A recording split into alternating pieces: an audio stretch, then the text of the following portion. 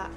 Saya di sini sebagai peneliti pertama akan menyampaikan materi kami yang berjudul pembelajaran kooperatif atau cooperative learning.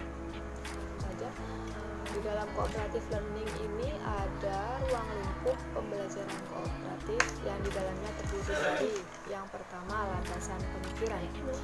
Jadi dalam belajar kooperatif, siswa dibentuk dalam kelompok-kelompok. Biasanya kelompok-kelompok ini terdiri dari 4 sampai 5 orang untuk bekerja sama untuk menguasai materi yang diberikan oleh guru. Ini adalah ungkapan dari Slavin pada tahun 1995, Egen dan Kautsky. Lalu pembelajaran kooperatif ini bernaung dalam teori konstruktivis, di mana pembelajaran ini muncul dari konsep bahwa siswa akan lebih mudah menemukan dan memahami konsep yang sulit jika mereka saling berdiskusi dengan temannya. Di dalam ruang lingkup pembelajaran kooperatif ada yang kedua itu tujuan pembelajaran kooperatif. Jadi belajar kooperatif menekankan pada tujuan dan kesuksesan kelompok yang hanya dapat dicapai jika semua anggota kelompok mencapai tujuan atau penguasaan materi, menurut Slavin pada tahun 1995.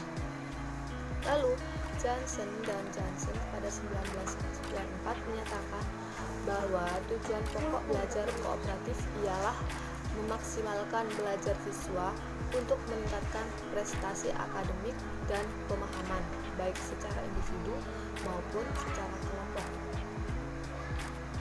Lalu Loisel dan Descamps pada 1992 menuturkan bahwa karena siswa bekerja dalam suatu tim, maka dengan sendirinya dapat memperbaiki hubungan di antara para siswa dari berbagai latar belakang etnis dan kemampuan, serta mengembangkan keterampilan proses kelompok dan juga pemecahan masalah.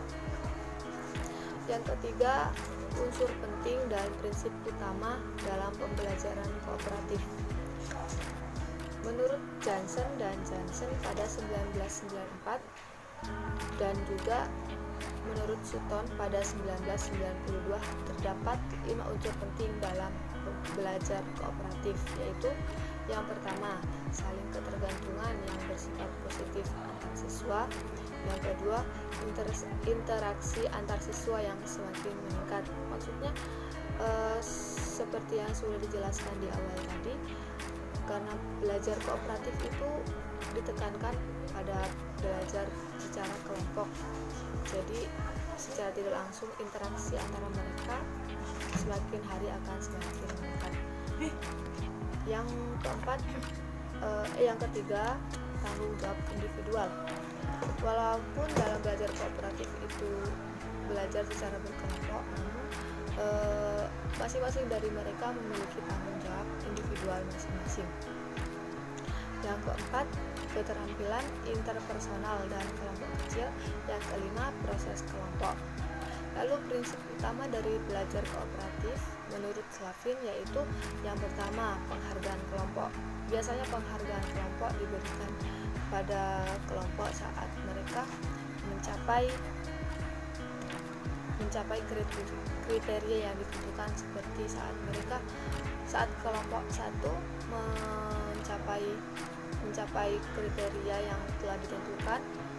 Contohnya menguasai materi, mereka menguasai materi paling cepat dari kelompok lain, jadi mereka diberikan penghargaan kecil. Yang kedua, tanggung jawab individual. Tanggung jawab individual ini maksudnya bahwa suksesnya sebuah kelompok itu tidak luput dari tanggung jawab individual masing-masing.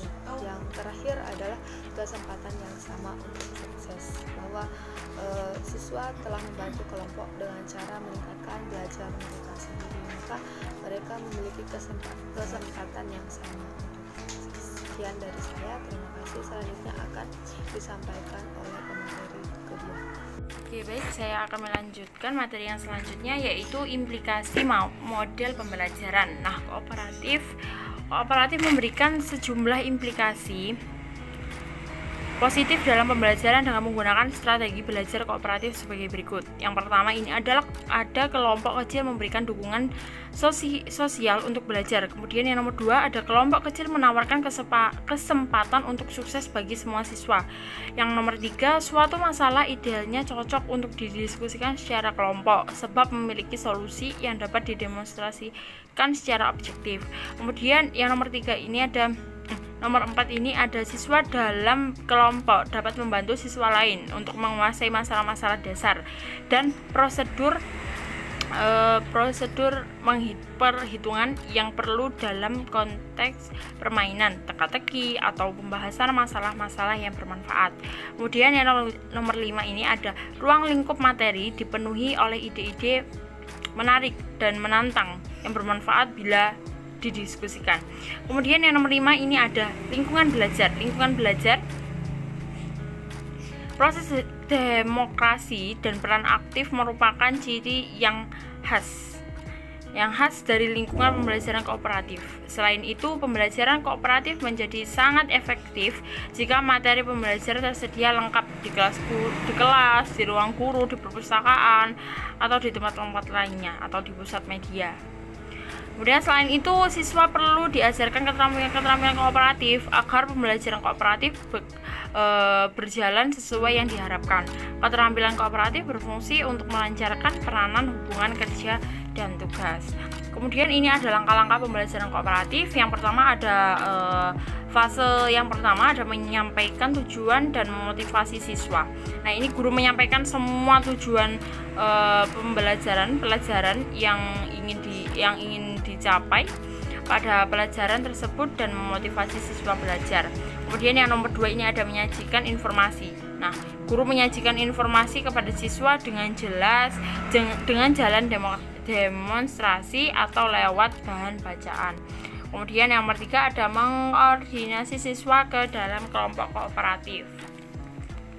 Nah, guru menjelaskan kepada siswa bagaimana sih caranya membentuk kelompok belajar dan membantu setiap kelompok agar melakukan transisi secara efisien. Kemudian ada membimbing kelompok bekerja dan belajar. Nah, ini guru membimbing kelompok-kelompok belajar pada saat mereka mengerjakan tugas mereka. Kemudian yang fase kelima ini ada evaluasi.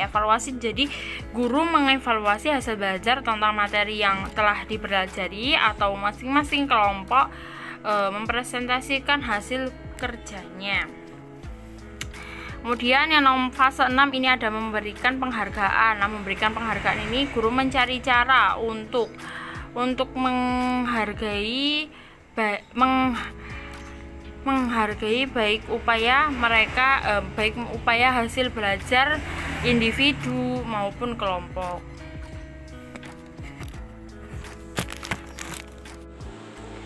Assalamualaikum warahmatullahi wabarakatuh. Baiklah, saya akan melanjutkan presentasi dari materi sebelumnya yang telah disajikan oleh penyaji sebelumnya. Nah, sekarang saya akan menjelaskan mengenai beberapa variasi alam model cooperative learning. Nah, variasi alam model cooperative learning ini terbagi menjadi 6 macam. Nah, yang pertama yaitu Student Teams Achievement Division. Nah, apa sih Student Teams Achievement Division itu? Nah, jadi Student Teams Achievement Division merupakan salah satu tipe dari model pembelajaran kooperatif yang menggunakan kelompok kecil dengan jumlah anggota tiap kelompok 4-5 orang siswa. Nah, diawali dengan penyampaian tujuan pembelajaran, penyampaian materi, kegiatan kelompok, kuis, dan penghargaan kelompok. Nah, variasi yang kedua yaitu ada tim ahli. Nah, salah satu tipe model pembelajaran kooperatif yang membagi siswa atas beberapa kelompok yang terdiri dari 5-6 anggota orang. Lalu, guru memberikan materi pelajaran kepada siswa dalam bentuk teks yang telah dibagi dalam beberapa subbab. Kemudian, setiap anggota membaca subbab yang ditugaskan dan bertanggung jawab untuk memahaminya. Nah, anggota dari kelompok lain yang telah mempelajari subbab yang sama bertemu dengan kelompok ahli untuk mendiskusikannya, lalu para anggota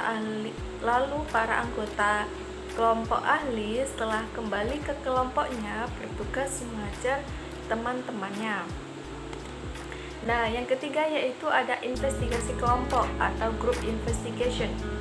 Nah, siswa terlibat dalam perencanaan baik topik yang dipelajari maupun bagaimana jalannya penyelidikan mereka. Nah, pendekatan ini memerlukan mengajar siswa keterampilan komunikasi dalam proses kelompok yang baik. Untuk implementasi tipe ini, guru akan membagi kelas menjadi kelompok yang masing-masing terdiri dari 5-6 siswa yang heterogen. Kemudian, siswa yang memilih topik untuk diselidiki. Nah, lalu setiap kelompok menyiapkan dan kemudian mempresentasikan topik yang telah mereka selidiki dan pelajari di depan kelas. Nah, sekian presentasi dari saya. Materi selanjutnya akan dijelaskan oleh penyaji selanjutnya. Assalamualaikum warahmatullahi wabarakatuh. Baik, di sini saya akan melanjutkan presentasi selanjutnya, yaitu yang keempat, think per share. Think per share ini merupakan jenis pembelajaran komparatif yang dimana dirancang untuk mempengaruhi pola interaksi siswa. Nah, TPS ini juga merupakan suatu cara efektif untuk membuat variasi suasana pola diskusi di dalam kelas. Nah, think per share ini memiliki tiga fase. Yang pertama berpikir atau thinking, yang kedua berpasangan atau pairing, yang ketiga berbagi atau sharing. Selanjutnya yang kelima, number head together atau penomoran berpikir bersama. Pertama kali dikembangkan oleh Spencer Kagan 1993 untuk melibatkan lebih banyak siswa dalam penelaah materi yang tercakup dalam suatu pembelajaran dan juga mengecek pemahaman mereka terhadap isi pembelajaran tersebut. Nah, number head together ini memiliki 4 fase. Yang pertama, penomoran, yang kedua, mengajukan pertanyaan, yang ketiga, berpikir bersama, dan yang keempat, menjawab. Dan terakhir, nomor 6, Teams Games Tournament. Nah, pada model ini, siswa mempermainkan sebuah permainan dengan anggota kelompok untuk memperoleh tambahan poin untuk skor tim mereka. Nah, langkah-langkahnya, siswa ditempatkan dalam tim belajar beranggotakan 4 orang. Nah, guru juga menyiapkan pelajaran dan akhirnya para siswa dikenai atau mendapatkan kuis secara individu. Baik, sekian presentasi dari kami. Apabila ada kesalahan dari presentasi kami, mohon maaf sebelumnya. Wassalamualaikum warahmatullahi wabarakatuh.